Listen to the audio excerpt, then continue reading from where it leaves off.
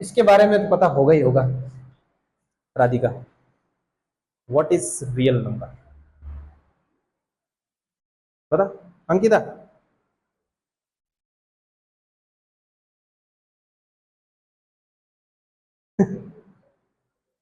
शांता? हाँ, बोलो। और सिर्फ इंटीजर से होती है? नवल किशोर? युवराज? सुजल? ये तो टाइप्स हुए, मुझे इसकी परिभाषा पता नहीं है, वास्तविक संख्याएं क्या होती है। काउंटिंग? Very good. और कोई अच्छे से? अरे मैथमेटिक्स में जितने भी नंबर है वो वास्तविक संख्या है। मैथमेटिक्स में जितनी भी संख्याएं हैं वो वास्तविक संख्या है, वो रियल नंबर है। ठीक है। अब रियल नंबर मेनली दो टाइप के होते हैं बेटा। एक तो होता है रैशनल नंबर, ठीक है, और दूसरा होता है इरेशनल नंबर।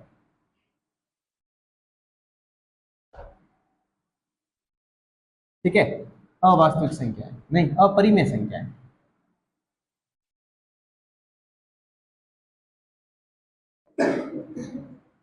ठीक है, और रेशनल नंबर मतलब परिमेय संख्या है।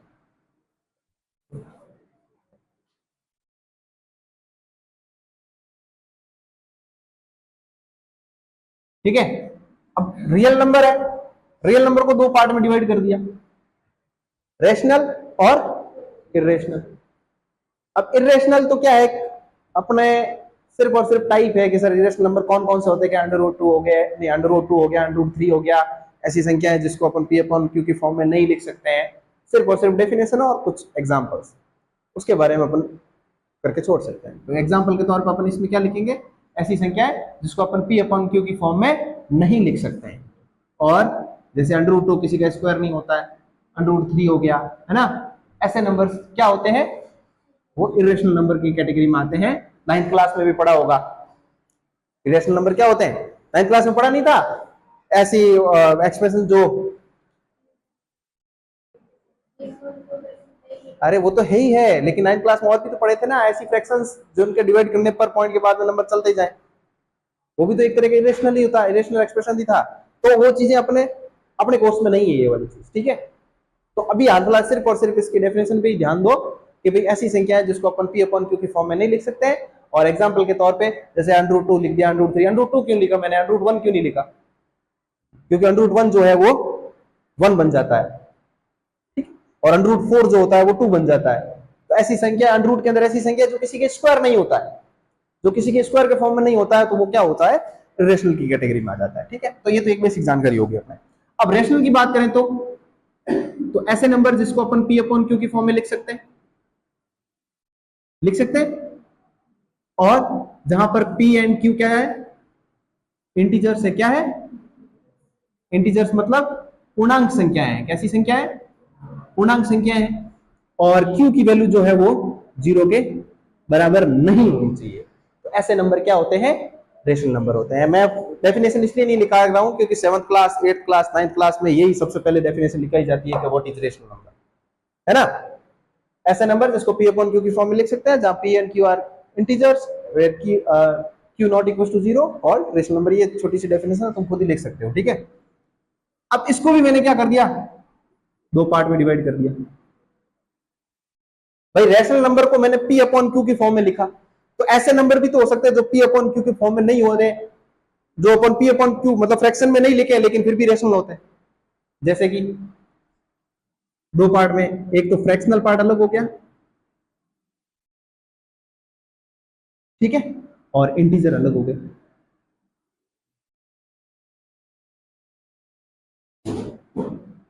एक तो पूर्णांक संख्या है और एक भिन्नात्मक संख्या है। ठीक है, भिन्नात्मक मतलब ऐसे नंबर्स जैसे 3/2 हो गया, ठीक है, 5/2 हो गया, 2/5 हो गया, फ्रैक्शन में लिखा जा सके, आधे नंबर कहते हैं जिसको अपन। ये पूरे पूरे नंबर नहीं होते, ये पॉइंट्स वाले नंबर होते हैं। जैसे मैंने लिया 1.5, ये पूरा नंबर नहीं है, 1 है उसके साथ में 0.5 और है, ठीक है। और पूर्णांक नाम से पता चल रहा है, तो पूर्णांक मतलब पूरे पूरे नंबर जो नेगेटिव्स भी होते हैं, -3, -2, -1, 0, 1, 2, इस टाइप से नंबर लाइन पे जितने भी नंबर आ रहे हैं वो पूर्णांक संख्याएं होंगी, ठीक है। हालांकि नंबर लाइन पे और भी नंबर आते हैं, 1.5, 1.2 भी आते हैं, लेकिन पूरे पूरे नंबर दिखते हैं ना तुम्हें स्केल पे, वो सारे के सारे नंबर क्या होते हैं, पूर्णांक नंबर होते हैं, इंटीजर्स होते हैं। इंटीजर का मतलब होता है पूरा पूरा नंबर। ये मैंने अगर लिख दिया 1.5 तो ये पूर्णांक संख्या नहीं, ये पूर्णांक नहीं हुआ, पूर्ण अंक, पूरा अंक, ये पूरा अंक नहीं हुआ, ये 1.5 है, मतलब 1 भी है और 0.5 भी है। ये एक तो पूरा है लेकिन एक आधा है, ये पूरा नहीं हुआ। तो पूर्णांक के लिए अपन क्या करेंगे, जैसे पूरा पूरा नंबर है, ये नेगेटिव पॉजिटिव दो ही हो सकता है, कोई जरूरी नहीं है कि ये पॉजिटिव ही हो, ठीक है। तो ये एक तो फ्रैक्शन पार्ट हो गया और एक होगी इंटीजर। फिर मैंने इंटीजर को दो पार्ट में डिवाइड कर दिया, कौन सा है, पॉजिटिव और नेगेटिव।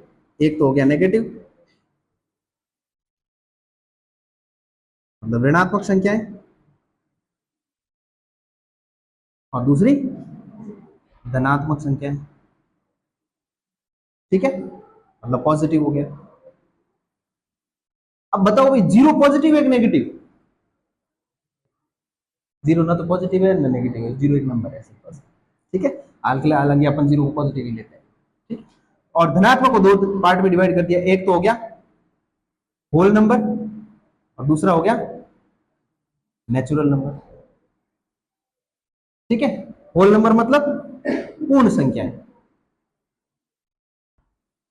और ये प्राकृतिक संख्याएं, प्राकृतिक होती है प्राकृतिक होती है, देख लेना, ठीक है। होल नंबर कौन कौन से होते हैं भाई? हाँ बता भाई, ये युवराज, होल नंबर क्या होते हैं? हाँ बेटा, जीरो से स्टार्ट होते हैं। कहां से स्टार्ट होते हैं? जीरो से स्टार्ट होते हैं। और नेगेटिव देखो, पॉजिटिव मतलब इसके अंदर सारे नंबर पॉजिटिव ही होंगे क्योंकि पॉजिटिव का पार्ट है ये। इंटीजर मतलब पूरे पूरे नंबर होंगे, ठीक है। रेशनल मतलब पी अपॉन क्यू की फॉर्म में लिख सकते हैं इसको, ठीक है। रियल नंबर मतलब ये वास्तविक संख्या है। तो ये एक पार्ट चल रहा है, ये इसका है तो ये इसका भी है, ये इसका भी है और ये इसका पार्ट भी है, ठीक है। तो अब ये पूर्ण संख्या हो गई, होल नंबर हो गया। और दूसरा प्राकृतिक संख्या कहां से स्टार्ट होती है? 1 से स्टार्ट होती है, इससे जीरो नहीं होता है। 1 2 3 4 पूरे पूरे अच्छे अच्छे नंबर जो होते हैं ना, 1 2 3 4 5 6 वो नेचुरल नंबर होते हैं, ठीक है, प्रकृति के द्वारा दिए गए नंबर, ठीक है। ये 1 2 3 4। अब जो ये नेचुरल नंबर होते हैं इनको भी अपन काफी चीजों में बांटते हैं। भाई नेचुरल नंबर जो है 1 2 3 4, इसके अंदर भी तो काफी चीजें ऐसी है, जैसे 1 को क्या कहते हैं, 2 को क्या कहते हैं, है ना। 4 कौन सी कैटेगरी का है, जैसे 6 कौन सी कैटेगरी का है, 6 का क्या टाइप है, उसके हिसाब से भी इसको क्या कर दिया, अलग अलग पार्ट्स में डिवाइड कर दिया। पहला है इवन नंबर, कैसा है, सम संख्या, बताने की जरूरत नहीं है, सम संख्या को बताने की जरूरत नहीं है। इवन नंबर मतलब ऐसे नंबर जिनका वंस डिजिट 0 2 4 6 8 हो, वो संख्याएं क्या होती है, इवन नंबर होती है। या फिर तुम्हारी लैंग्वेज में कहो कि सर 2 की टेबल में जो भी नंबर आते हैं वो इवन नंबर होते हैं। बाकी हमेशा अगर इवन नंबर की डेफिनेशन के बारे में पूछा जाए तो तुम्हें यही कहना है, ऐसे नंबर जिनका इकाई का अंक वंस डिजिट, अगर ऐसी संख्याएं जिनके इकाई का अंक अगर 0 2 4 8 हो, उस संख्याओं को इवन नंबर कहते हैं, सम संख्याएं कहते हैं। ऐसे गंवारों की तरह मत बोला करो ऐसी संख्याएं सब 2 की टेबल में आती है। हाँ सही है, गलत नहीं है, लेकिन फिर भी एक बोलने का तरीका थोड़ा सही रखो। ऑड नंबर, दूसरा क्या है, ऑड नंबर है, उसको 2 की टेबल में लिख दिया, इसको क्या लिखोगे, 3 की टेबल में है कि सर वो 2 की नहीं ये 3 की, तो 3 की टेबल में तो 6 भी आता है? एक, ठीक है। ये कौन सा नंबर है, ऑड नंबर। वही वापस ऐसे नंबर जिनके वंस डिजिट 1 3 5 7 और 9, उसको क्या कहते हैं, वंस डिजिट लिख रहा हूं 1 3 5 7 और 9 हो, और ये 0 4 6 8 हो, तो ये क्या होते हैं, इवन होते हैं, ये ऑड हो गए। अब तीसरा कौन सा होता है, प्राइम नंबर। कौन सा होता है, अभाज्य संख्या। प्राइम नंबर अपने आप में एक अच्छी चीज है। प्राइम नंबर किसी को आता है क्या, ये क्या होता है? जो खुद की टेबल में आता है। चलो एक डेफिनेशन ये हो गई। दूसरी, खुद की और वन की टेबल में सब आते हैं। हाँ चलो ठीक है, खुद की और वन की टेबल में आते हैं, हाँ? जिसके ओनली ओनली टू फैक्टर्स हो। ठीक है, देखो टेबल टेबल वाली चीजें तो याद, जो पुराना जो पढ़ा है ना उसको याद रखो, ऐसी बात नहीं। जो अब चीज कुछ, जैसे इंग्लिश में वर्ड्स अच्छे अच्छे वर्ड आते हैं वो याद करना है। हर वर्ड का अलग अलग मीनिंग बना रहे हैं बेटे, और मीनिंग अलग अलग बन रहे हैं ना। कोई जैसे कोई चीज, जैसे हम खेलने को, थकान को क्या कहते हैं? टायर्ड कहते हैं, है ना? थकान गए, थक गए सर, टायर्ड हो गए। लेकिन कोई कोई लोग होता है जहाँ अच्छी वो, जैसे एरोप्लेन वगैरह उस टाइप में जाते हैं ना, जहाँ वहां फटीग यूज करते हैं। क्या यूज करते हैं? फटीग, कि थक गए। तो वही बात है कि हाँ नंबर सही है कि भाई खुद की टेबल में आते हैं। खुद की टेबल में आने वाले को क्या कहते हैं? सिर्फ और सिर्फ खुद की टेबल में आते हैं, खुद से डिविजिबल होते हैं, उसको क्या कहते हैं? प्राइम नंबर कहते हैं। एक डेफिनेशन ये किया है कि भाई ऐसे नंबर जिनके फैक्टर्स, फैक्टर पता होता है ना, गुणनखंड, सिर्फ और सिर्फ दो ही हो, एक तो खुद और एक वन। जैसे इसने बोला कि वन की टेबल और खुद की टेबल, तो वन की टेबल एक तो ये फैक्टर हो गया, और खुद की टेबल वाला एक फैक्टर हो गया, दो फैक्टर हो गया ना। दो फैक्टर वाला क्या होता है? प्राइम फैक्टर हो गया। जैसे कि टू है, टू के टुकड़े, टू किससे? सिर्फ और सिर्फ खुद से डिविजिबल है, और एक वन की टेबल में आता है, तो इसको वन इंटू टू ही लिख सकते हैं सिर्फ। ठीक है, और थ्री को वन इंटू थ्री लिख सकते हैं। ऐसे नंबर जिनके ओनली ओनली टू फैक्टर्स होते हैं वो क्या होता है? प्राइम नंबर होता है। अब बताओ वन प्राइम नंबर है कि नहीं है? है? क्यों नहीं है? दो से ज्यादा फैक्टर, दो फैक्टर नहीं है, दो फैक्टर नहीं है। दो से ज्यादा फैक्टर होते हैं ना तो वो प्राइम नंबर नहीं होता है। तो उसके दो फैक्टर नहीं है, वन का ओनली सिर्फ वन ही फैक्टर होता है, वन इंटू वन। ठीक है, तो one is not a prime number, ध्यान रखना, वन इज नॉट अ। ठीक है, अभाज्य संख्या हो गया। दूसरा है कंपोजिट नंबर। कौन सा नंबर? कंपोजिट नंबर, मतलब भाज्य संख्याएं कह दो। भाज्य संख्याएं कौन कौन सी होती है? ऐसे ऐसे नंबर जिसके दो से ज्यादा फैक्टर होते हैं। अब इसमें दो से कम, दो से ज्यादा फैक्टर वाले प्राइम नंबर, दो से ज्यादा वाले कंपोजिट नंबर। ठीक है, अगला आता है देखो, और इवन हो गया, ऑड हो गया, प्राइम हो गया, कंपोजिट हो गया। अगला होता है परफेक्ट नंबर। कैसा होता है? परफेक्ट नंबर, मतलब परिपूर्ण संख्या। परफेक्ट नंबर वो होता है जिसके फैक्टर्स का सम वो खुद ही वापस नंबर आ जाता है। जैसे कि सिक्स ले लिया मैंने, सिक्स के फैक्टर क्या क्या होते हैं भाई? वन होता है, टू होता है, और थ्री होता है। वन टू थ्री फैक्टर्स होते हैं भाई। सिक्स जो है वन की टेबल में भी आता है, टू की टेबल में भी आता है, और थ्री की टेबल में भी आता है। जिस इसकी टेबल में आता है वो फैक्टर्स बन जाते हैं। मतलब यही है फैक्टर का मतलब, गुणनखंड का मतलब यही होता है, ऐसे नंबर जिनकी टेबल में वो नंबर आ रहा हो। ठीक है, तो अब देखो, one plus two plus three करते हैं तो कितना आता है? सिक्स आता है। मतलब फैक्टर्स का सम भी वापस वो नंबर आ रहा है। तो ऐसी संख्याएं जो होती है वो कैसे नंबर होते हैं? वो परफेक्ट नंबर होते हैं, परिपूर्ण संख्याएं। आई बात समझे? तो देखो नेचुरल में भी बहुत सारे पार्ट्स आ गए। तो अब ये नंबरों का जो ज्ञान था वो मैंने सारा आपको बता दिया। हालांकि तुम लोगों को पढ़ा हुआ भी है, 7th क्लास 8th क्लास और 9th क्लास में पढ़ाया हुआ भी है, खूब पढ़ाया मैंने। ठीक है, अब याद नहीं करते हो तो एक अलग बात है। चलो नोट करो।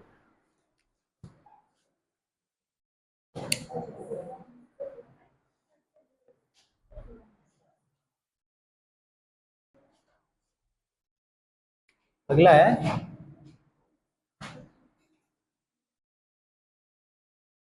फैक्टराइजेशन, गुणनखंड।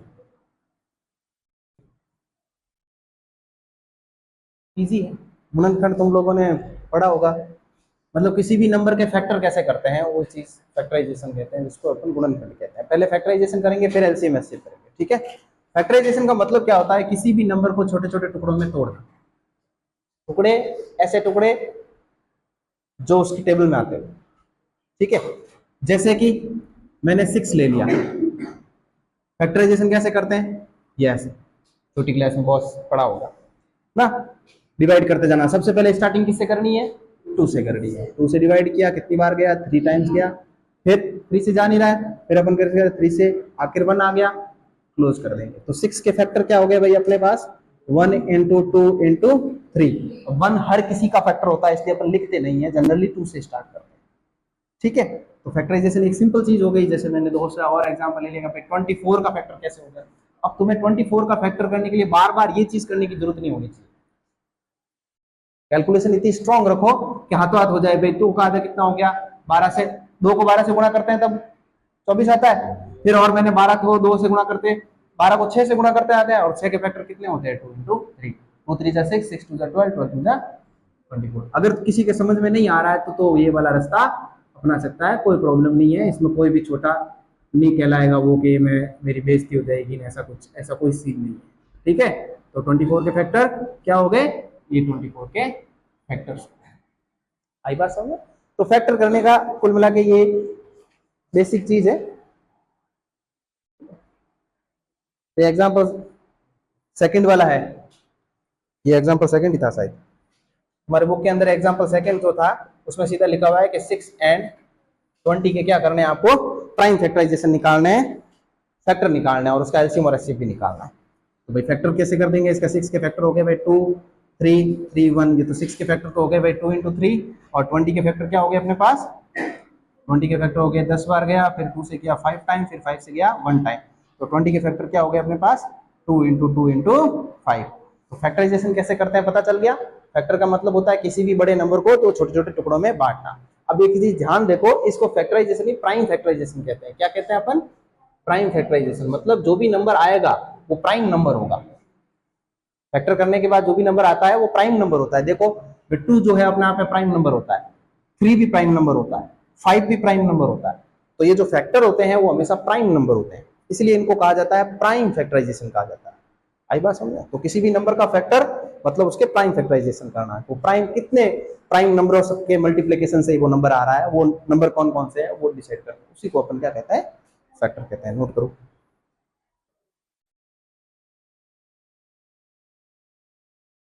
अगला है अपने topic HCF. HCF and LCM, ठीक है। हाईएस्ट कॉमन फैक्टर और लीस्ट कॉमन मल्टीप्लीकेशन, इसका हिंदी में होता है महत्तम समापर्त्य और लघुत्तम समापर्त्य, ठीक है। तो एचसीएफ और एलसीएम फैक्टराइजेशन के ही पार्ट है। जो अपन ने फैक्टराइजेशन अभी से सीखा ना, उसमें से एलसीएम और एचसीएफ पूछ लेगा, और एलसीएम और एचसीएफ जो होता है हमेशा दो नंबरों के बीच में निकाला जाता है, 2 3, ठीक है। तो एग्जाम्पल के तौर पे समझते हैं, जैसे मैंने अभी बोला था भाई 6 एंड 20 जो तुम्हारे नंबर थे, इनका मुझे क्या करना है, एचसीएफ निकालना है और एलसीएम निकालना है, ठीक है। तो एक सिंपल सा तरीका क्या है भाई तुम्हारे सामने, कि भाई 6 के क्या कर दिया अपन ने, फैक्टर कर दिए भाई 2 से 3 टाइम 1 टाइम, 6 के टुकड़े कर दिए अपन ने 2 इंटू 3, और 20 के टुकड़े क्या कर दिया अपन ने भाई 2 से डिवाइड किया 10 टाइम, फिर 2 से किया 5 टाइम, और फिर 5 से किया 1 टाइम, तो 20 के टुकड़े कर दिए कितने, 2 इंटू 5। आई बात समझे। अब एचसीएफ का मतलब होता है हाईएस्ट कॉमन, इस सी का मतलब क्या होता है, कॉमन। कॉमन मतलब ऐसी चीज जो दोनों में प्रेजेंट हो, ऐसी चीज जो दोनों में प्रेजेंट हो। ऐसी कौन सी चीज है भाई दोनों में आ रही है, फैक्टर्स के अंदर देखना है, इसमें मत देख लेना। तो जो 2 है वो दोनों के अंदर प्रेजेंट हो रहा है, तो अपने एचसीएफ क्या हो जाएगा भाई, अदर कोई नंबर नहीं है भाई, 3 इसके पास है लेकिन इसके पास नहीं है, 5 इसके पास है लेकिन इसके पास नहीं है, तो ये सिर्फ और सिर्फ 2 है, तो एचसीएफ क्या हो गया अपने पास, 2 आ गया। अब यही बात अगर एलसीएम की करें कि भाई एलसीएम क्या होगा, तो एलसीएम का मतलब होता है जो कॉमन आ रहा है वो तो लेना ही है, जो कॉमन आ रहा है वो तो लेना ही है, बाकी बचे हुए हैं वो सब लिख दो, ठीक है। तो इसको इससे मल्टीप्लाई किया कितना हो गया 10, फिर इसको इससे किया 30, फिर इसको इससे किया कितना 60, तो एचसीएफ कितना हो गया, एलसीएम कितना हो गया 60। एक तो एलसीएम निकालने का तरीका है ये। दूसरा क्या तरीका है कि भाई एलसीएम निकालने का सीधा सीधा क्या करो, 6 और 20 को एक साथ रख दो, ठीक है, एक साथ रखो और यहीं से डिवाइड करने की स्टार्ट करो। तो 2 से डिवाइड करेंगे सबसे पहले, ये 3 टाइम गया, अब 10। अब देखो यहां से 3 से जा रहा और यहाँ 10 से 10 जो है 2 से, तो 2 से पहले करो डिवाइड, जितना छोटा नंबर हो सकेगा उतने देते जाओ, पहले 3 अब 5, अब 2 किसी में नहीं जा रहा, तो अब 3 पे आओ, अब ये 3 चला गया, अब ये 5, अब 5 पे आओ, तो ये हो गया 1 और 1। तो एलसीएम क्या होगा, जो भी यहाँ आएगा उन सबको एक साथ क्या कर दो, मल्टीप्लाई कर दो, 2 इंटू 2 इंटू 3 इंटू 5, 5 टू जा 15, 15 टू जा 30, 30 टू जा 60 इज राइट। आई बात समझ में। यही तुम्हारे पहला वाला एग्जांपल था कि भाई 6 और 20 का आपको क्या करना है, एलसीएम और एचसीएफ दोनों निकालना है। नोट करो।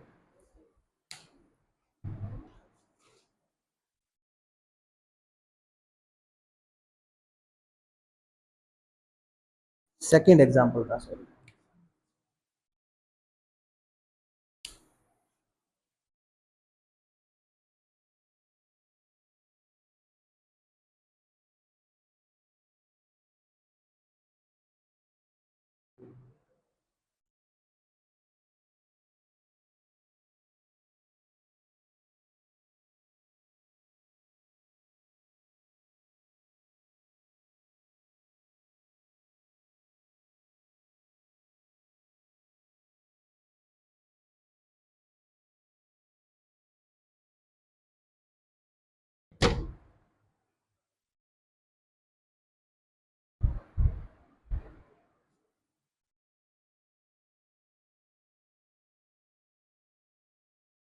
साफ कर दूं?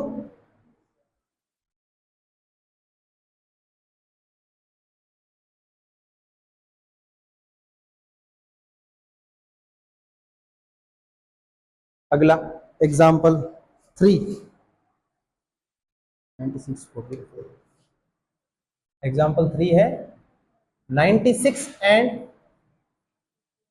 404।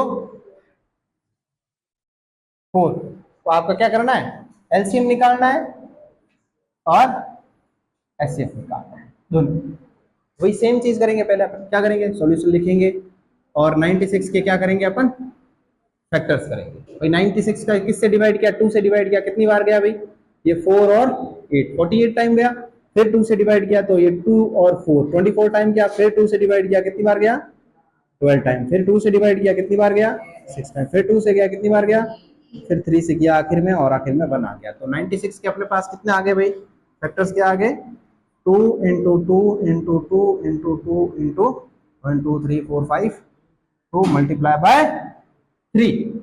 अब करना क्या है, 404 के डिवाइड, तो 2 से डिवाइड किया, कितनी बार गया, 202। फिर 2 से किया, कितनी बार गया, 101। 101 किससे डिवाइड जाता है भाई,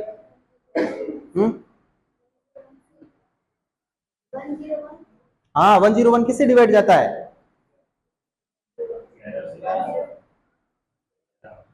पक्का जाता है, तो 101 ही तो आएगा 2 से डिवाइड करेंगे तो। ये किसकी टेबल में आता है, खुद के टेबल में आता है, प्राइम नंबर होता है, तो कोई बात नहीं, डिवाइड किसी से नहीं जा रहा, तो ये डायरेक्ट कर दो भाई, 101 डायरेक्ट आंसर।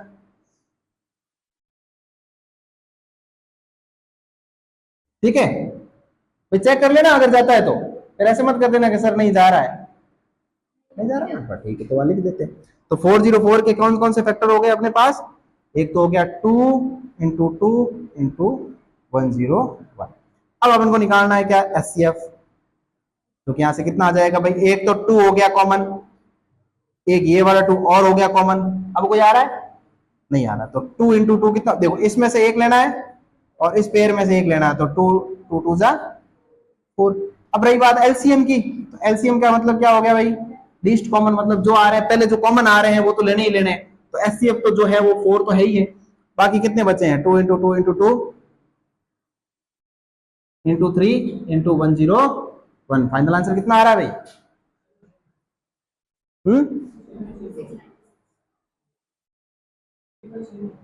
9696 9696 ही फाइनल आंसर आ रहा है, बात है, नोट करो।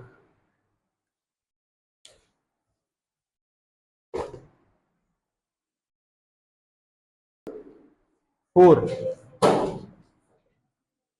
एग्जाम्पल 4 में 3 नंबर है, एक तो 6 है और एक 12 है, दूसरा तीसरा क्या है, नहीं 672 10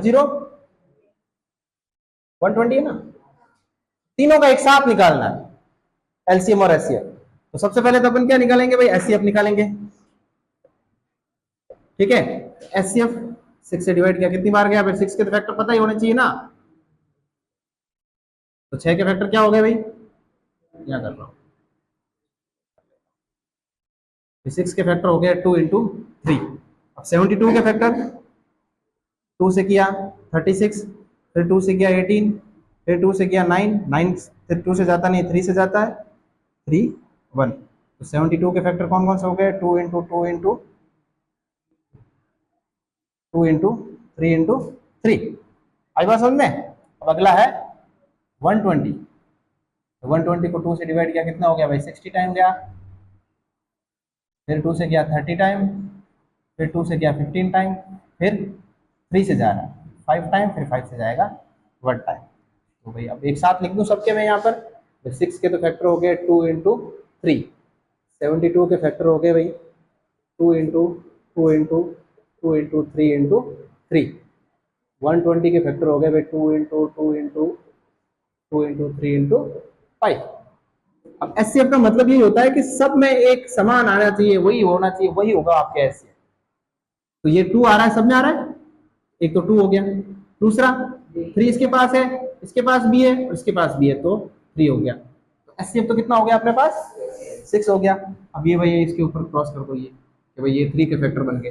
तो अब क्या है एलसीएम, एलसीएम ये 2 और 3, ये 6 तो लेना ही लेना है, ठीक है। बाकी देखो इन दोनों में कौन सा कॉमन आ रहा है, क्या कॉमन आ रहा है, 2 आ रहा है ना, तो इसमें से एक लेना है, फिर इस पेयर में से क्या लेना है, एक लेना है, और फिर जो बचे हैं बाकी 3 और 5 ही लेना। अब ये मत कर देना क्या तो ये 2 और 3 6 ले लिया, फिर 2 into 2 into 2 into 2 into 3 into 5, इसमें भी देखना दोनों में भी कौन से कॉमन बन रहे हैं, कौन से फैक्टर बन रहे हैं जो दोनों में आ रहे हैं, उसमें से एक पेयर में से उठाना है, ठीक है। तो ये क्या हो गया भाई 15, 15 टू जा 30, 30 टू जा और 66, 6 इंटू 6 36, 36।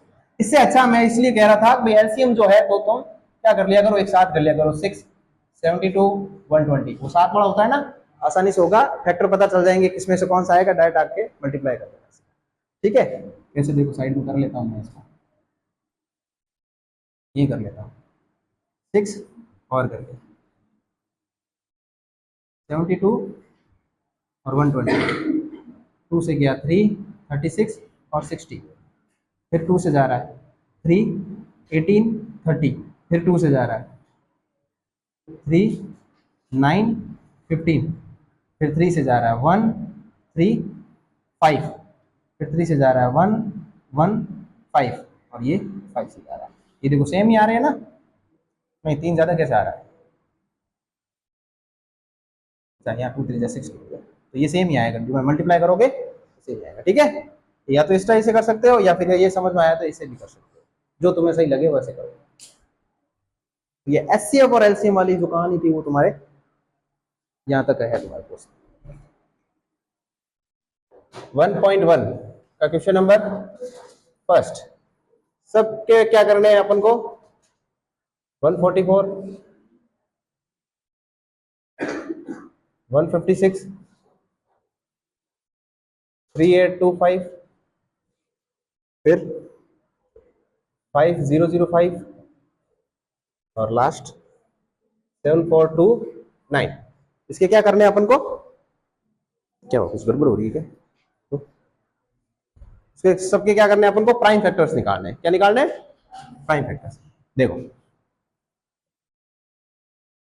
2 से डिवाइड किया 70 टाइम, फिर 2 से किया 35, अब 3 से जा नहीं रहा है, सीधा 5 से देंगे 7 टाइम, लास्ट 7 1, तो 140 के फैक्टर्स कौन कौन से हो गए, 2 इंटू 2 इंटू 5 इंटू 7, इसको 2 से करेंगे तो कितनी बार गया 78, फिर 2 से करेंगे तो 339, अब 3 से करना पड़ेगा, ये 1 3, अब 3 13 के अंदर किसी का नहीं जाता तो सीधा डायरेक्ट 13, तो इसके फैक्टर कौन कौन से हो गए 156 के, 2 इंटू 2 इंटू 3 इंटू 13।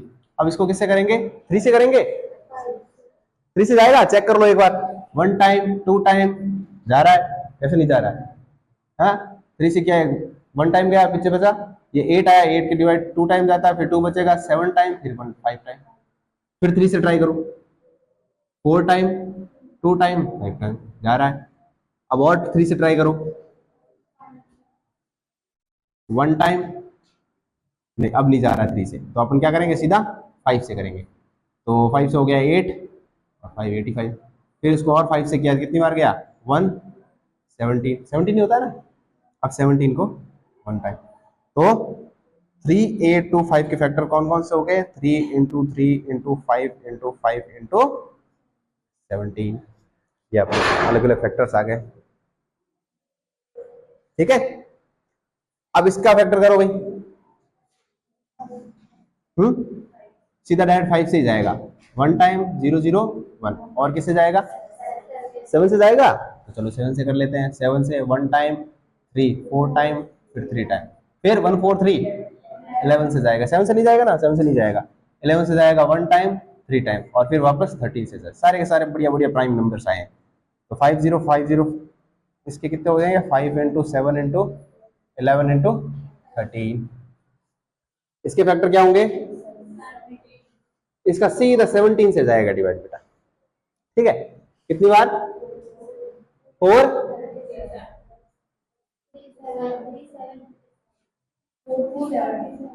430 7, अब इसका 19 से जाएगा, कितनी बार? 23 टाइम, अब सीधा 23 से जाएगा। तो इसके फैक्टर 7, 4, 2, 9 के फैक्टर कौन कौन से होंगे?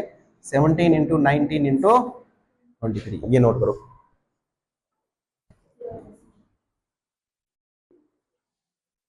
सेकंड करने से पहले अपन को एक चीज पढ़नी पड़ेगी कि अगर कोई नंबर दे रखा है ए एंड बी, कोई दो नंबर दे रखा है ए और बी, ठीक है, और उनके बीच का अपन को क्या निकालना है? एलसीएम और एचसीएफ निकालना होता है। तो उन दोनों के बीच के जो फॉर्मूला और रिलेशन होता है कि अगर ए और बी को मल्टीप्लाई करोगे तो वो ऐसे कर देंगे, एचसीएफ को अगर आप एलसीएम से मल्टीप्लाई करते हो तो वो ए इंटू बी के बराबर होता है। दोनों नंबरों का मल्टीप्लीकेशन और एलसीएम और एचसीएफ का मल्टीप्लीकेशन आपस में बराबर होता है। कैसे? जैसे क्वेश्चन नंबर सेकंड का फर्स्ट क्वेश्चन है, क्या है क्वेश्चन? ए कौन सा नंबर है? हाँ 26, बी कौन सा नंबर है? 91। अब इन दोनों का अपन क्या करेंगे? एलसीएम और एचसीएफ निकालेंगे। तो उससे पहले सबसे पहले अपन क्या करेंगे? टुकड़े करेंगे। 2 से डिवाइड किया 13 टाइम, फिर 13 से 1, तो 26 के कितने फैक्टर हो गए? 2 इंटू 13। और अब अगला है 91। 91 में सीधा डायरेक्ट किससे करेंगे? 7 से। 7 से डिवाइड किया कितनी बार गया? 1 टाइम 3, और ये 13 से डायरेक्ट 1। तो 91 के टुकड़े कौन से हो गए? 7 इंटू 13। तो एचसीएफ तो अपने पास कितना आया भाई? 13, क्योंकि एक ही कॉमन फैक्टर है। और एलसीएम कितना आया? 13 इंटू 7 मल्टीप्लाई बाय 2, कितना हो गया? 13 इंटू 14, यही तो होगा। 13 इंटू 14 ही होगा। और इनकी वैल्यू क्या आ रही बताओ? 182। ये एलसीएम आ गया अपने पास। अब ये जो फॉर्मूला है इसको वेरीफाई भी करना है। कितनी देर का लगा ली तुम्हें? और ध्यान से जाना है,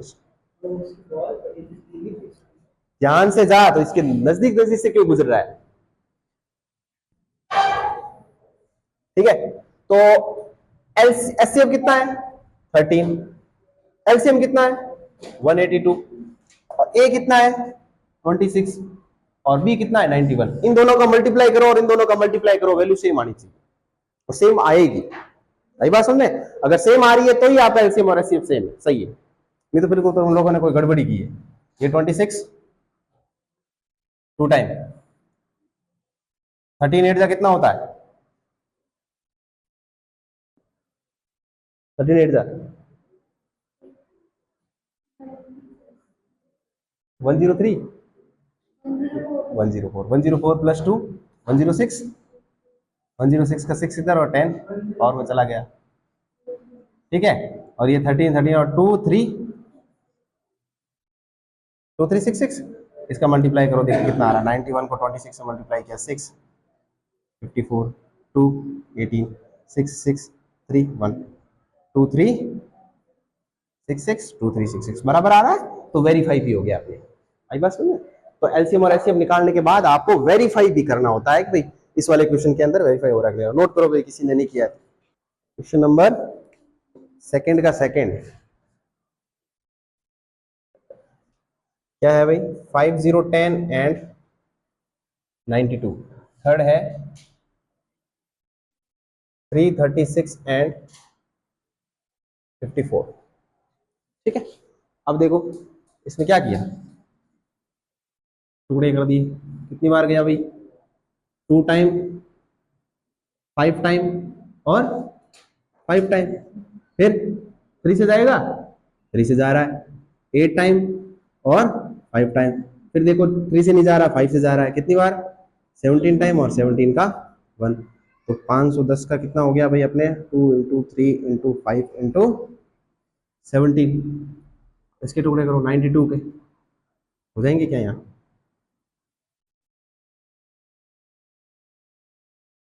92 के देखो, 2 से गया कितनी बार गया? 46, फिर 2 से गया 23, ये तो सीधा ही हो जाता 23। तो 92 के कितने हो गए फैक्टर भाई? 2 इंटू 2 इंटू 23। अब एचसीएफ के लिए अपन क्या करेंगे? जो कॉमन आ रहा है वो, एक तो 2 कॉमन आ रहा है और एक 3 कॉमन आ रहा है, तो 2 इंटू 3 कितना हो गया? 6 एचसीएफ हो गया। और एलसीएम कितना आ रहा है भाई? ये 6 तो है ही है, बाकी जो बचा है वो सारे लिख दो। ये 23 है एक्चुअली, हाँ सॉरी मैंने 3 ऐसे ले लिया। HCF 2 ही आ रहा है, ठीक है। और एलसीएम आएगा 2 मल्टीप्लाई बाय 2 3 जा 6 और 5 इंटू 17 इंटू 23 कितना आ रहा है भाई? एलसीएम कितना आ रहा है?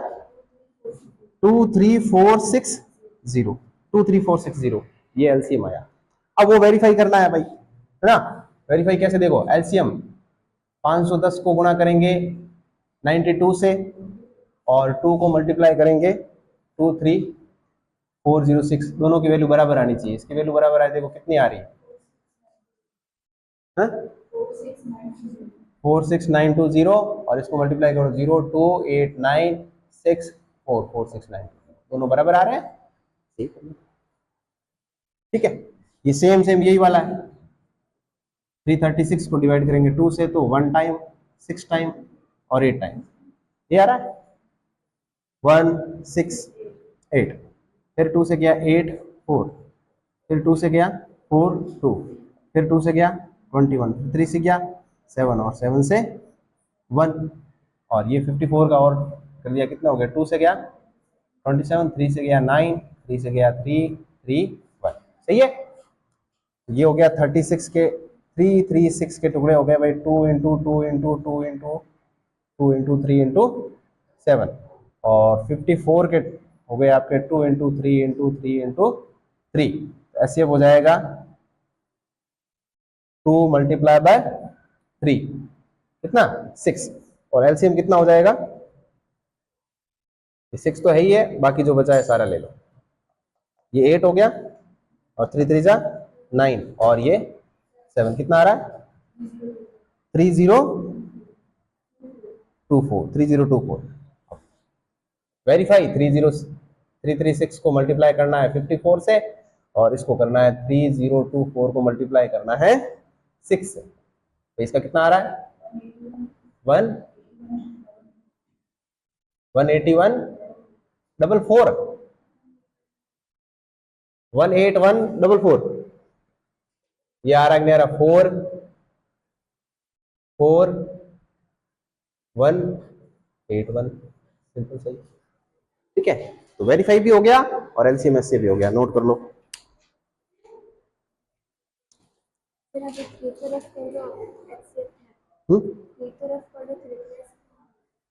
इसमें अच्छा 2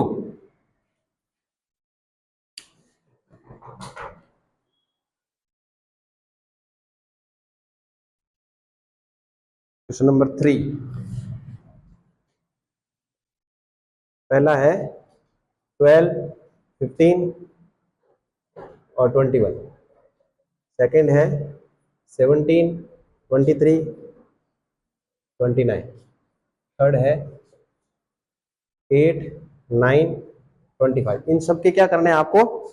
एलसीएम और एचसीएफ दोनों निकालने हैं, ठीक है। अभी तक अपन ने किया सिर्फ 2 डिजिट वाले, तो इसमें सेम है, तो 12 के डायरेक्ट टुकड़े कर दूं मैं 2 इंटू 3, अरे 3 2 जा 6 6 2 जा 12, 15 के टुकड़े 3 इंटू 5 और 21 के कितने हैं? 3 इंटू 7। एचसीएफ कितना हो गया अपने पास भाई? 3 और एलसीएम कितना हो गया? 3 तो आ ही रहा है सब में कॉमन, तो 3 तो लेना ही है, बाकी कुछ नहीं आ रहा तो सबको मल्टीप्लाई कर दो 2 इंटू 2 इंटू 5 इंटू 7, इसका एलसीएम हो गया, मल्टीप्लाई कर लेना, आंसर आ जाएगा 420। अब इसका 17 का 17 इंटू 1 ही होता है, 23 का 23 इंटू 1 ही होता है, 29 का 29 इंटू 1 होता है, क्योंकि सब से सब कैसे हैं? प्राइम नंबर है और इनके फैक्टर सिर्फ और सिर्फ खुद और 1 होते हैं। एचसीएफ कितना हो जाएगा भाई इस कंडीशन में? इसका तो कॉमन क्या आ रहा है? 1 आ रहा है, तो एचसीएफ 1 हो जाएगा। ये अच्छा क्वेश्चन है, आते हैं ऐसे बच्चे कंफ्यूज हो जाते हैं। और LCM 17 into 23 into 29 into 1, LCM हो गया इनका, ठीक है। अब लास्ट वाला 8 के टुकड़े क्या हो गए भाई? 2 इंटू 2 इंटू 2, 9 के 3 इंटू 3 और 5 के 5 इंटू 5, यही होते हैं ना। तो एचसीएफ अगेन इसमें के अंदर क्या आएगा? देखो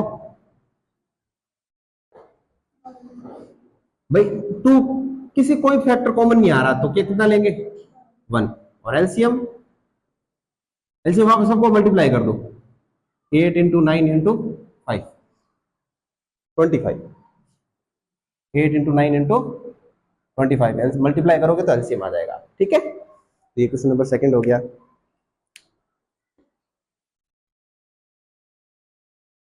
सेकंड नहीं थर्ड, सॉरी।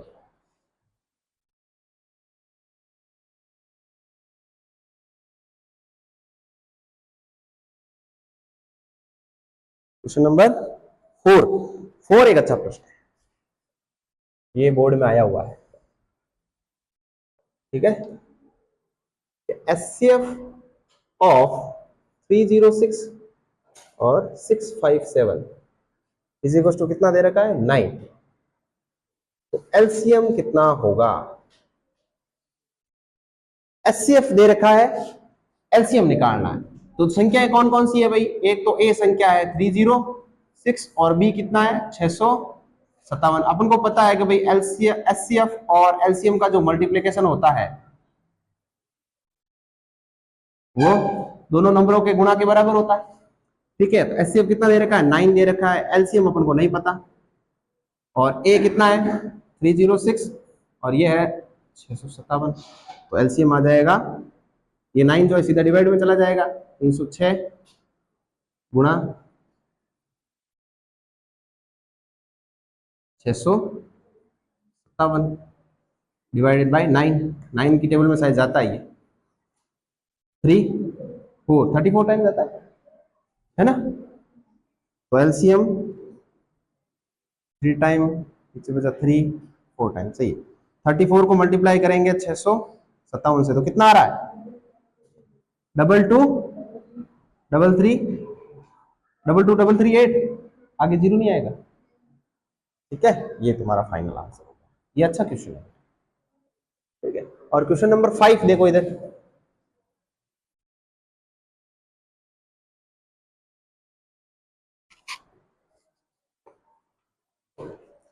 फाइव क्या कह रहा है कि आपको जांच करनी है कि क्या प्राकृतिक संख्या n के लिए क्या संख्या 6 की पावर n 0 पर समाप्त होती है। इसने बोला 6 की पावर n है, ठीक है, और आपको n की जगह पे लेना है 1 2 3 4 इस टाइप से नेचुरल नंबर लेना है। इसने बोला नेचुरल नंबर है n की वैल्यू, तो बताना है कि अगर 6 की पावर अगर नेचुरल नंबर ले तो ऐसी कोई संख्या आएगा जिसकी पावर बनेगी और उसके वंश डिजिट 0 आएगा। तो अपन चेक कर लेते हैं भाई 6 की पावर 1 कितनी होती है 6 होती है, और 6 की पावर 2 कितनी होती है 36 होती है, और 6 की पावर 3 कितनी होती है 216 होता है। इसकी इसी हिसाब से 6 की पावर 4 मतलब वंश डिजिट में कितना आएगा 6 आएगा, 6 की पावर 5 मतलब वंश डिजिट में कितना आएगा 6 आएगा। तो इसका मतलब ऐसी कोई संख्या नहीं है जो अगर n की वैल्यू नेचुरल नंबर ले और n 6 की पावर n करे तो उसकी जो वंश डिजिट है वो 0 पे 0 आएगा। तो no, this is not possible.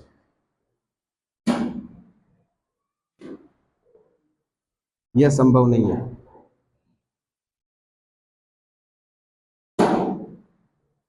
ठीक है, यही तय लिखना है तुम्हें।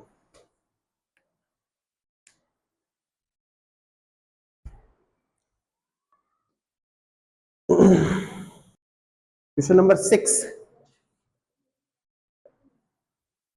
7 इंटू 11 इंटू 13 प्लस का 13, और दूसरा नंबर है 7 into 6 into 5 into 4 into 3 into 2 into 1 plus 5। ये दो नंबर दे रखे हैं, ठीक है, और ये बोला है कि ये भाज्य संख्याएं हैं। कैसी संख्या है, ये कंपोजिट नंबर होते हैं। कैसे नंबर है, कंपोजिट नंबर है, ये अपन को बताना है प्रूव करके। तो कंपोजिट नंबर की कंडीशन क्या होती है भाई, जिसमें 2 से ज्यादा फैक्टर होते हैं। ठीक है, तो 2 से ज्यादा फैक्टर कर लेंगे भाई, ये तीनों आपस में मल्टीप्लाई में, तो ये एक संख्या है और प्लस करके 13 है। ठीक है, तो अपन क्या करेंगे 13 कॉमन ले लिया, ये बन गया 7 इंटू 11 इंटू 1 प्लस का 1। ठीक है, ये 13, 7 को 11 से मल्टीप्लाई किया 77 प्लस का 1, ये हो गया 13 इंटू 78। 13 इंटू 78 के टुकड़े कर दो, अरे बहुत फैक्टर होते हैं ना, 2 इंटू 39। अरे 72 इंटू 39 होता है ना। अब 39 का और टुकड़े कर दिए, कितने? 3 इंटू 13, 3 इंटू 13 39, 39 इंटू 2 70, 78। तो फैक्टर हो गया ना दो से ज्यादा, तो yes it is composite number. ऐसे ही करना है ना, है? अगला सेम यहां कर लो। यहां से क्या कॉमन लिया, देखो 5 दोनों के बाद 5 कॉमन ले लिया, तो 7 into 6 into 4 into 3 into 2 plus का 1। 1 को मैंने लिखा ही नहीं, कोई मतलब नहीं है। तो 5 इसको ऐसे मल्टीप्लाई किया है 42, इसको ऐसे कराएंगे 12 और 2 प्लस का 1 5। मैंने पहले इन दोनों को मल्टीप्लाई किया, इन दोनों को किया, और फिर ये 42 मल्टीप्लाई बाय 12 2 24 प्लस 1, ये कितना हो गया 48। ये 96 होता है ना, 24 4 जा 24 4 जा 96 ही तो होता है ना? क्या कुछ और होता है? 96 और ये 1 0, कितना हो गया प्लस 1। तो ये 5 मल्टीप्लाई बाय 1008 में एक जोड़ेंगे तो कितना हो जाएगा 1009। 5 इसके क्या फैक्टर है? अरे यहीं से ही हो गए ना तीन फैक्टर, 1 टू 1 कर दो, हो गए ना तीन फैक्टर, 1 2 और 3, दो से ज्यादा हो गए, यस इट इज कंपोजिट। बस इतना ही करना है, बाकी इसको और आगे तोड़ के करना चाहो तो तुम्हारी इच्छा, कर लो, बड़ी कोई प्रॉब्लम नहीं। ठीक है, तो ये क्वेश्चन नंबर 6 हो गया।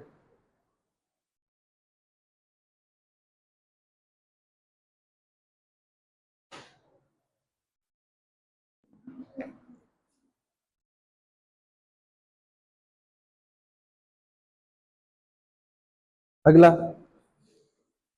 क्वेश्चन नंबर 7, एक्सरसाइज खत्म हो जाएगी तुम्हारी। किसी खेल के मैदान के चारों ओर एक वृत्ताकार पथ है और उसके मैदान का एक चक्कर लगाने में सोनिया सोनिया ने कितना टाइम लिया? भाई सोनिया नाम की लड़की ने 18 मिनट लिए, ठीक है। और रवि ने कितने लिए? रवि तेज है ना, मिनट ले रहा है लगने। मान लीजिए कि वो दोनों एक ही स्थान और एक ही समय पर चलना प्रारंभ करते हैं, तो कितने समय बाद वो पुनः अपनी जगह पे मिलेंगे? मतलब सबसे पहले तो देखो, ये ग्राउंड है, ठीक है। इस ग्राउंड से यहां से सोनिया और रवि ने दौड़ना स्टार्ट किया एक ही डायरेक्शन। ज्यादा टाइम कौन ले रहा है? सोनिया। तो इसका मतलब सोनिया धीरे दौड़ रही है, क्या कर रही है वो? स्लो चल रही है। और रवि भाई साहब तेज चल रहे हैं। तो यहां रवि पहुंच गया, सोनिया यहां पहुंची, दोनों साथ साथ चल रहे हैं। ये देखो, जब सड़क पे गाड़ी चलती है ना, एक आगे चलती है दूसरी पीछे चलती है, तो दोनों स्पीड में चलती है, तो दोनों पास में आने के लिए टाइम लगता है थोड़ा। क्यों? क्योंकि वो भी चल रही है, ये भी चल रही है। तो इसमें ऐसा नहीं कि सर वो वहां खड़ी है अपन जाएगा बात बात मिल जाएगा, नहीं, वो भी चल रही है, वो भी अपनी गतिशील स्थिति में। तो रवि क्या है, यहां पहुंचा, तो सोनिया जी धीरे धीरे यहां तक आ गए, ठीक है। अपन को देखना है कि ये दौड़ रहे हैं दौड़ रहे हैं दौड़ रहे हैं दौड़ रहे हैं, जैसे यहां से एक साथ दौड़ना स्टार्ट हुए, तो वापस कितने समय बाद वो आपस में एक दूसरे को क्रॉस करेंगे? क्रॉस इन द सेंस आसपास से गुजरेंगे, क्योंकि रवि दौड़ रहा है, सोनिया पीछे पीछे दौड़ रही है, ये धीरे धीरे दौड़ेंगे। किस कौन से टाइम में वो दोनों साथ में होंगे वापस? तो उसके लिए अपन क्या है, मैक्सिमम टाइम की आवश्यकता है। इसमें क्या है, मैक्सिमम टाइम लगेगा। तो ठीक है, तो 18 के टुकड़े कर दिए, कितनी बार गया? 2 इंटू 3 इंटू 3, यही होंगे ना भाई। 18 के टुकड़े कर दिया 2 इंटू 3 इंटू 3, और 12 के टुकड़े 2 इंटू 2 इंटू 3। अब अपन को क्या निकालना है? एलसीएम निकालना है, ठीक है। एक तो 2 हो गया और एक 3 हो गया, और ये 2 3 जा 6, 6 इंटू 6 कितना हो गया भाई? 36 मिनट बाद सोनिया और रवि आपस में एक दूसरे को क्रॉस करें। आई बात समझ में? नोट करो भाई, ये भी क्वेश्चन अच्छा है, आया हुआ है बोलने एक बार, ठीक है। शाबाश। इरेशनल नंबर, इरेशनल नंबर क्या होते हैं भाई?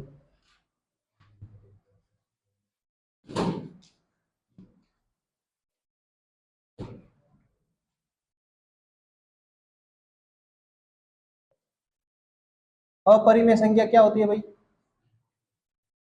हाँ?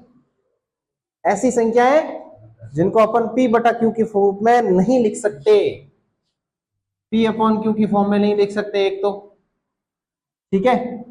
और जैसे एग्जांपल के तौर पे देखो, अंडर रूट के अंदर कुछ भी लिख दिया, जैसे अंडर रूट 2 लिख दिया, अंडर रूट 3 लिख दिया, अंडर रूट 4 लिख दिया, अंडर रूट 5 लिख दिया, अंडर रूट 6 लिख दिया, ये अपरिमेय संख्या होती है? होती है ना? है? क्यों? 4 अपरिमेय संख्या होती है, under root 4। Under root 4 irrational number होता है, तो फिर हाँ में आगे बढ़ रहे हो? है? हाँ सर, हाँ सर, ये सब होती है। अरे अरे सर, आपने कह दिया बस होती है? तो फिर ऐसे नंबर जो किसी के स्क्वायर नहीं हो, रूट से बाहर नहीं आते हो, उनको बाहर आने में प्रॉब्लम होती हो, ठीक है, इसको कोई प्रॉब्लम नहीं है, तो 2 के रूट में फट से बाहर आ जाएगा। और ऐसे जो किसी न किसी के स्क्वायर खुलते हो तो आ ही सकते हैं ना, वो तो रेशनल होते हैं। तो 4 इरेशनल नहीं है, रेशनल है। बाकी जो भी है वो सारे क्या है? इरेशनल होते हैं। तो ये अपन को पता तो है इरेशनल है, अपन को क्या करना है? प्रूव करके बताना है। क्या करना है? प्रूव करके बताना है। तो क्वेश्चन कैसा आएगा? 3 नंबर का क्वेश्चन आता ही आता है, इसमें से फिक्स है। 1 नंबर का, एक क्वेश्चन 3 नंबर का तो आता ही आता है, 101% आता है। लिख के ले लो, आज जो कर रहे हो 3 नंबर के लिए करोगे आप। बाकी वाले क्वेश्चन करते हैं तो संभावनाएं होती है कि भाई हाँ आएगा, ये ऐसा होगा, लेकिन ये होगा ही होगा, ठीक है।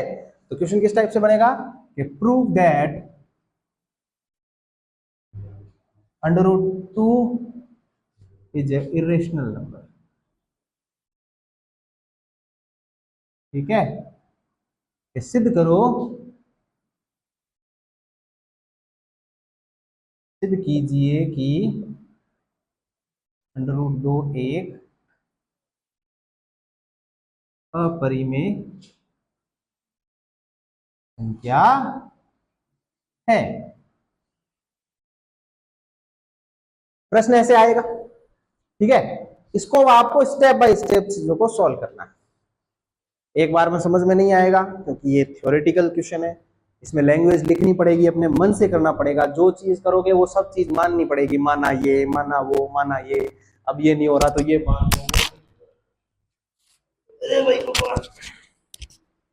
बंद नहीं हुआ, फिर निकल गया, कट और करना पड़ेगा।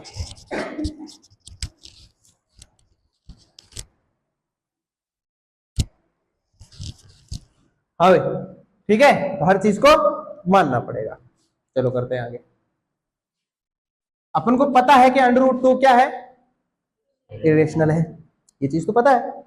लेकिन सॉल्व करने से स्टार्टिंग कहां से करेंगे बेटा? इधर ध्यान दे दे पहले, बाद में लिख देना, इधर ध्यान दे दे कि मान लिया let under root 2 is a rational number. माना है नहीं, रेशनल नंबर।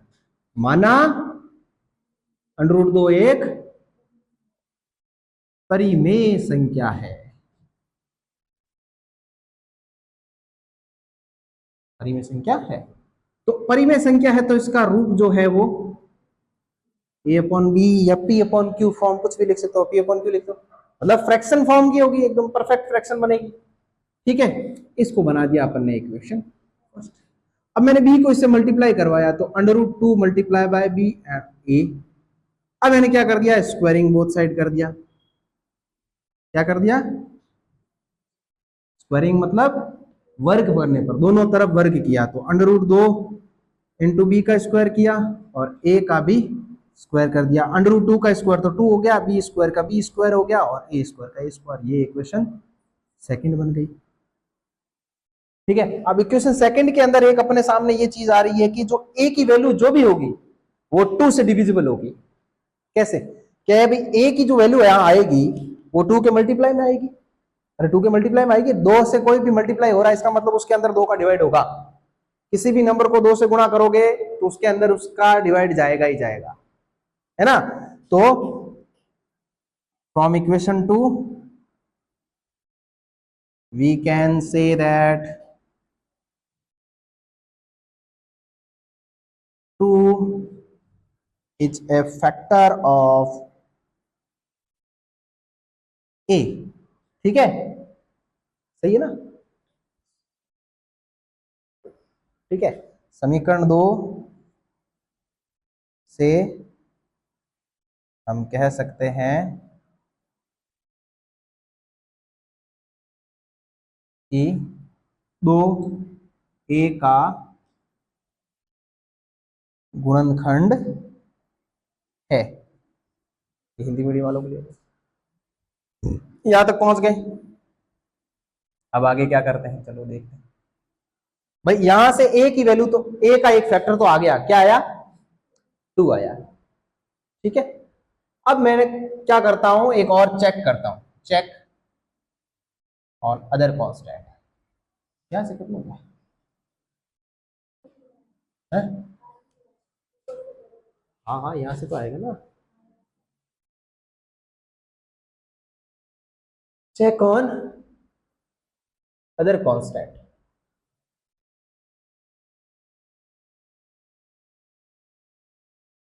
ठीक है, कोई एक और कांस्टेंट पे अपन चेक करते हैं ये चीज कि भाई ये b की वैल्यू भी क्या आ रही है कि नहीं आ रही। तो मैंने क्या कह दिया, a इज इक्वल टू सी पे चेक किया। क्या चेक किया? a की वैल्यू, भाई a की वैल्यू 2b² से तो आ ही रही है, b पे तो आ ही रही है। मैंने एक और अदर कांस्टेंट लिया, c लिया, तो भाई इस पे हो रही कि नहीं हो रही, इस पे कांस्टेंट आ रहा है कि नहीं आ रहा। अब ये c आ गया। अब मैंने क्या कर दिया, स्क्वायरिंग बोथ साइड। ठीक है, दोनों तरफ वर्क करने पर ये तो a² बन गया और ये बन गया 4c²। अब a² की वैल्यू समीकरण 2 से, ये 2b² मैंने यहां रख दी, ये 2b² बराबर 4c²। 2 से ये 2 कट गया, तो b² की वैल्यू क्या आई, 2c²। ये कौन सी इक्वेशन बन गई? अब a² बराबर 2b² आया तो अपन ने बोला था कि 2 इसका फैक्टर है a का, तो b² is equal to 2c² आ रहा है। इसका मतलब b का भी क्या है, 2 एक फैक्टर है। तो from equation 3 we can say that 2 is also a factor of b। ठीक है, समीकरण 2 से हम कह सकते हैं कि 2 जो है, 2 b का भी गुणनखंड है।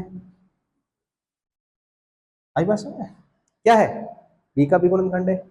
ये तो अपन ने कर दिया। ठीक है, ये बेटा थ्योरेटिकल क्वेश्चन है, आपको इसी तरीके से याद करना और ऐसे ही एग्जाम में करके आना। इसमें कोई अपनी होशियारी करने की जरूरत नहीं। ठीक है,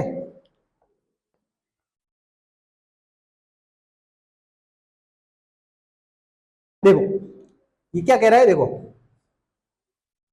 यहां से अपन को मिला क्या कि भाई a का फैक्टर क्या है, 2, और यहां से क्या मिला, b का फैक्टर क्या है। लेकिन फर्स्ट इक्वेशन के अंदर देखो ध्यान से, a upon B is equal to √2। यहां पर ऐसी कोई चीज अपन को सामने आ नहीं रही है कि 2 से गुणा हो रहा है, कोई चीज का नहीं हो रहा है ना। ये तो अपन ने चीजें आगे करते गए आए, लेकिन यहां पर एक के अलावा कोई फैक्टर नहीं आ रहा है। हाँ, वन फैक्टर हो सकता है, a इंटू 1 कर सकते हैं, b इंटू 1 कर सकते हैं। इसलिए कहा कि भाई therefore a and b have at least 2 as a common factor. भाई इस तामझाम से अपन को ये पता चला कि भाई अपन कह रहे हैं कि 2 क्या है, एक कॉमन फैक्टर है a और b का। लेकिन ये जो अपन ने कॉन्ट्राडिक्ट का मतलब होता है, ये जो अपन ने धारणाएं बनाई है, ये जो अपन ने बोला है अपने मन से, ये क्या कर रहा है, इक्वेशन फर्स्ट से मैच नहीं कर रहा है। ठीक है, इक्वेशन फर्स्ट से क्या कर रहा है, मैच नहीं कर रहा है। तो इसने क्या कर दिया कि ये जो आपने √2 को बोला है ना कि अपरिमेय, ये परिमेय संख्या है, ये यहां पर फेल हो जाती है बात, यहाँ पे तो फेल हो जाती है। इसलिए अपन कह सकते हैं कि √2 इज ए इरेशनल नंबर। बस इतना सी थ्योरी है, कुछ नहीं है, फालतू का बकवास क्वेश्चन है, बस थ्योरी बना दी है, उसको याद करनी पड़ेगी बेटा। आई बात समझ में?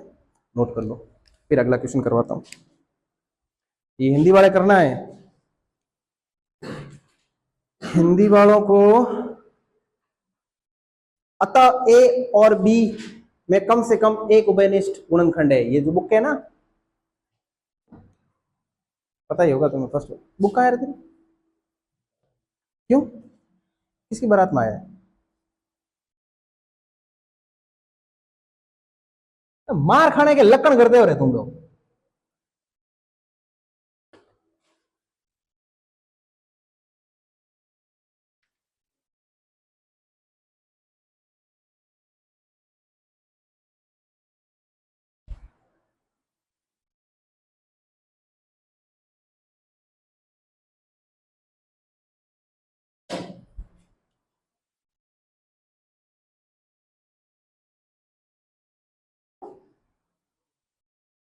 तो लिखा हुआ है क्या?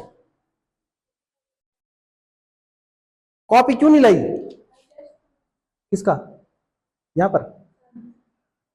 अच्छा, तो ग्रुप में मैसेज आया ना कि नहीं होगा? अच्छा,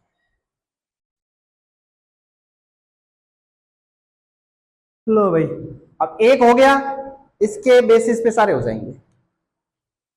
ठीक है, एक हो गया, इसमें बेसिस पे सारे हो जाएंगे। बेटा मेन चीज ये लैंग्वेज लिखनी है अपन को कुल मिला के, ये चीज नहीं पढ़ेगा वो क्या करेगा?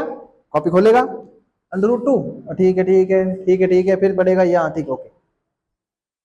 तुम भी सोच रहे होंगे कि ये क्या मतलब सॉल्यूशन है या फिर कुछ, कोई तुक नहीं बनता बेटा।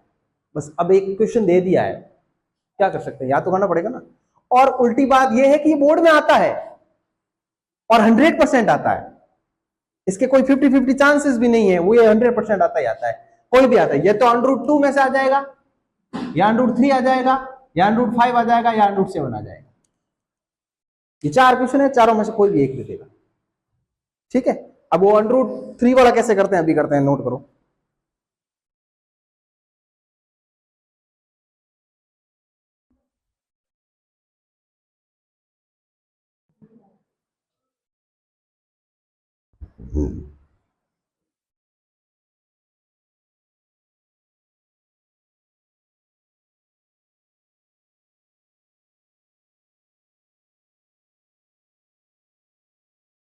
ये जो वर्ड होते हैं ना बेटा, ये वाले word, contradiction, Ryzen, because of incorrect assumption, त्रुटिपूर्ण संभावना है ना, ये वर्ड है ना, ये वर्ड ही नंबर दिलाते हैं बेटा, इसलिए ये वाली लैंग्वेज लिखाई है। बाकी अगर तुम चाहो तो मन से भी लिख सकते हो। कैसे? कि भाई समीकरण 1-2 के अंदर ए का फैक्टर 2 है, समीकरण 3 के अंदर बी का फैक्टर 2 है, लेकिन समीकरण 1 के अंदर ए के अलावा कोई फैक्टर नहीं है, तो समीकरण 2 और समीकरण 3 का समीकरण 1 जो है विरोधाभास करता है, मतलब अपोज करता है। तो इसका मतलब हम कह सकते हैं कि √2 एक अपरिमेय संख्या है। लैंग्वेज ये भी लिख सकते हो, ये गलत नहीं है, ये भी सही है, लेकिन अगर नंबर चाहिए अच्छे तो ये वाले, इसलिए मैंने ये लिखाई है, ये याद करो बेटा। इंग्लिश मीडियम के बच्चे हो, इतनी चीज तो लिख ही सकते हो, याद कर सकते हो, क्यों ना रुका? है बेटा? सर सिर्फ इंग्लिश मीडियम लिखा जाता है मेरे यार।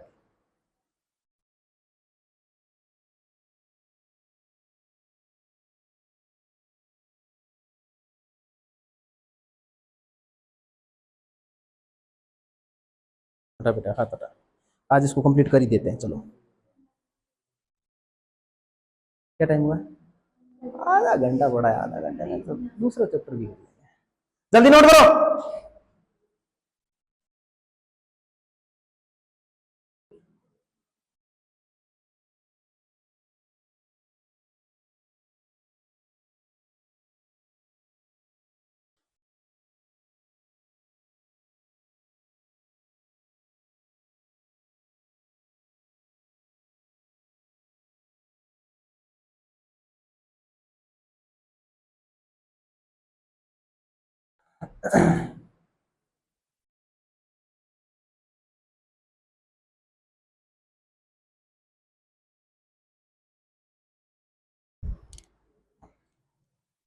अभी लास्ट स्टेज पे है क्या?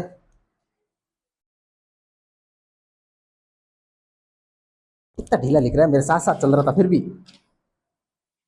लिख दिया, लिख दिया।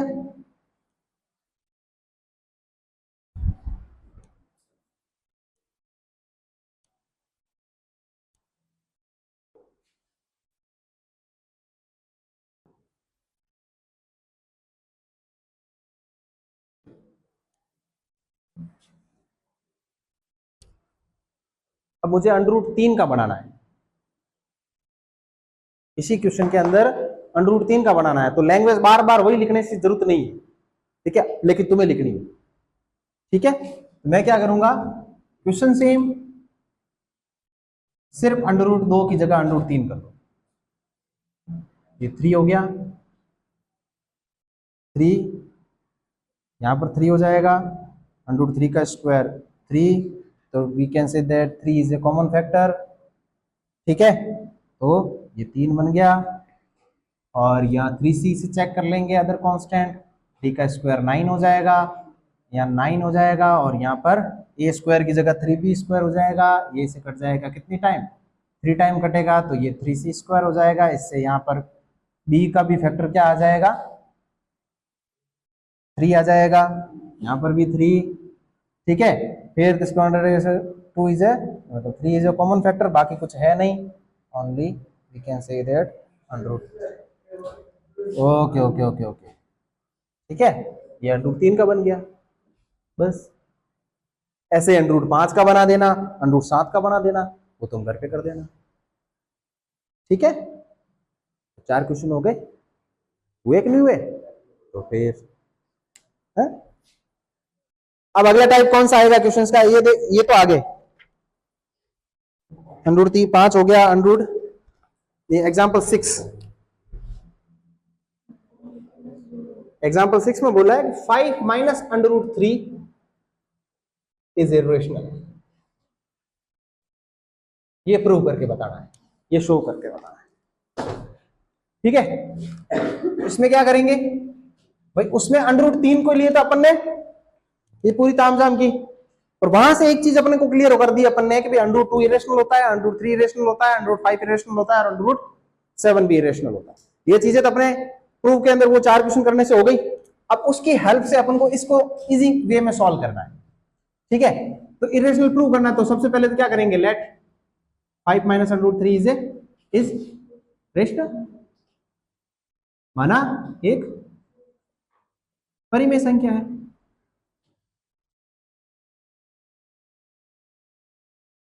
ठीक है। परिमेय संख्या, इसका मतलब क्या हो गया, ये a/b की फॉर्म का होगा, होगा कि नहीं होगा।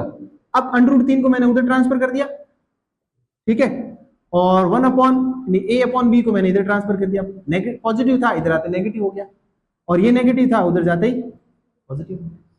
अब मैंने एलसीएम ले लिया इधर, तो क्या हो गया, एलसीएम b, ये 5b माइनस का a, √3 इसको सेट, तो √3 की वैल्यू क्या आई, 5b माइनस a/b। आगे √3 की वैल्यू किसके बराबर आई, 5b माइनस a/b, इसके बराबर आई। तो वी नो दैट, हम जानते हैं कि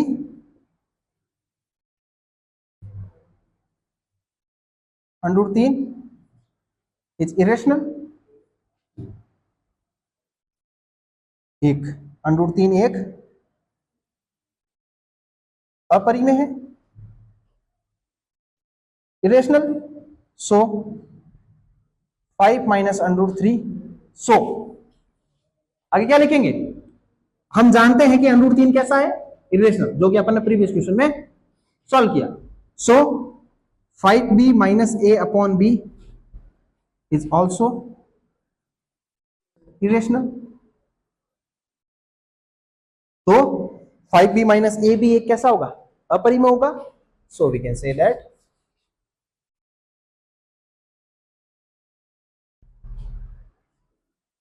5 माइनस √3 इज इरेशनल। तो 5 माइनस √3 भी अपरिमेय होगा, बस यही करना है। इसमें ज्यादा मेहनत वाली बात नहीं है, क्वेश्चन ये अच्छे है, हो सकता है इसमें भी बन सके।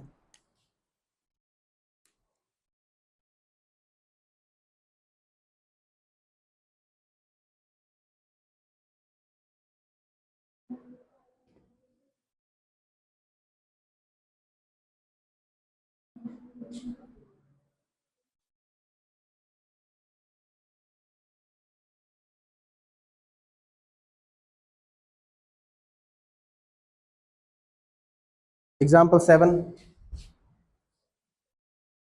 इसमें क्या आया हुआ है, शो दैट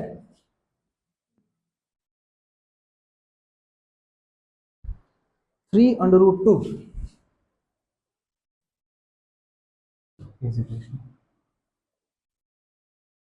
प्रूव करना है कि 3 अंडर रूट 2 जो क्या है अपरिमेय।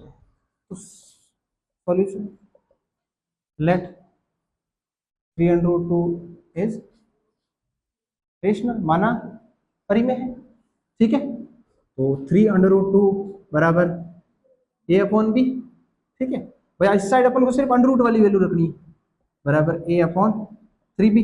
अब अंडर रूट 2 की वैल्यू इसके बराबर आ गई, इसका मतलब ये तो इरेशनल है ही है, इसकी वैल्यू इसके बराबर है, इसका मतलब ये भी क्या है, इरेशनल है, ये इरेशनल है, इसका मतलब ये भी, ठीक है। तो वी नो दैट, इंग्लिश में लिख रहा हूं, हिंदी में लिख देना, under root 2 is irrational, then a upon 3b is also irrational, so we can say that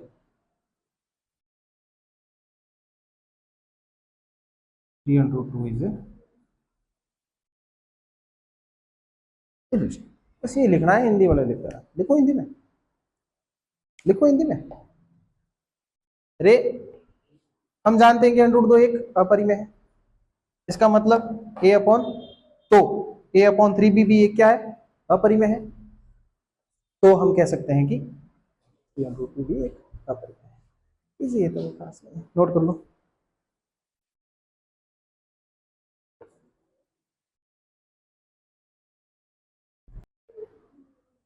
exercise 1.2 भाई, क्वेश्चन नंबर फर्स्ट जो है भाई अंडर रूट 5 जो मैंने अभी बताया था उस वाले मेथड से कर देना, ठीक है। दूसरा है क्वेश्चन नंबर 2, क्या है, प्रूव करना है कि 3 प्लस 2 अंडर रूट 5 क्या है, इरेशनल है। तो सबसे पहले अपन क्या करेंगे, मैं डायरेक्ट कर रहा हूं, ठीक है, ध्यान रखना, ये 3 प्लस 2 अंडर रूट 2 बराबर ए अपॉन बी के बराबर रख देंगे, ठीक है। 3 को उधर ट्रांसफर कर दिया, ए अपॉन बी माइनस का 3 हो गया, ये 2 अंडर रूट 2, ये इसको सॉल्व करेंगे तो 3b अपॉन बी बन जाएगा। तो अंडर रूट 2 बराबर क्या हो गया, a माइनस 3b अपॉन ये जो 2 है सीधा डिवाइडेड में चले जाएंगे। We know that under root 2 is irrational, so this is also irrational, so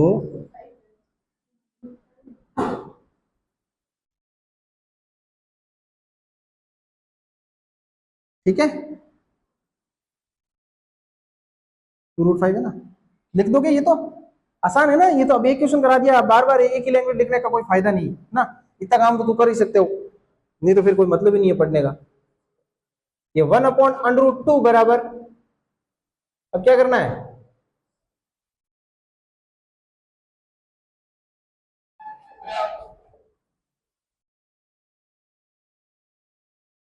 इस प्रकार का आ जाए तो डरने की कोई बात नहीं, same 1 upon under root 2 A upon B के बराबर, ठीक है। लिख देना कि let 1 upon under root 2 is rational, बस क्रॉस मल्टीप्लाई कर दो, ठीक है, या फिर इसको उल्टा कर दो, ये अंडर रूट 2 बराबर बी अपॉन ए हो जाएगा। अब और उल्टा और आसान हो गया, अपन को पता है कि ये इरेशनल है, इसका मतलब ये भी होगा, ये है इसका मतलब ये भी होगा, बस ये लिखना, ठीक है, लैंग्वेज ये लिखनी है। सेकंड वाला मैंने अभी करवा दिया, 7 अंडर रूट 5 वाला, जो एग्जांपल में था आपने कौन सा, 3 अंडर रूट 2 वाला, सेम है, ठीक है, सिर्फ डाटा चेंज हुआ है।